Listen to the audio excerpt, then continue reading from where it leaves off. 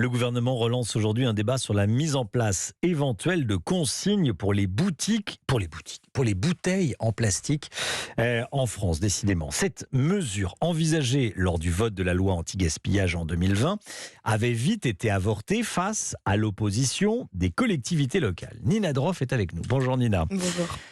On connaît déjà la consigne pour le verre, les bouteilles en verre. On récupère les bouteilles, on les lave et on les réutilise. Quand on parle de consigne pour le plastique, c'est la même chose ?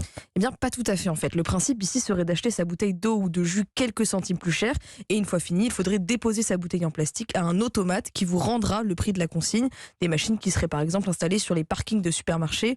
Objectif, inciter les gens à trier leurs bouteilles et augmenter le taux de recyclage du plastique. Certaines initiatives inspirées de ces consignes existent déjà en France. L'entreprise Lemon Tree, par exemple, a développé des automates qui récompensent de quelques centimes les usagers qui rapportent leurs bouteilles. Mais pour le chef de l'entreprise, Augustin Jacquelin, il est urgent de développer un véritable système de consigne de bouteilles.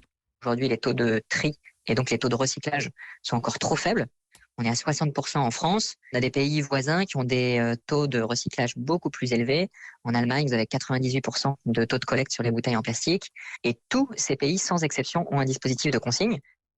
Cependant, cette mesure est décriée par les collectivités locales, on l'a dit. En fait, les communes pilotent les centres de tri municipaux. Si les habitants ne déposent plus leur plastique dans le bac jaune, il y aura moins de plastique à recycler dans les centres et donc moins de revenus pour les communes. Ce sera un des grands débats de cette concertation qui prendra fin au mois de juin. Nina Droff avec nous. Merci Nina.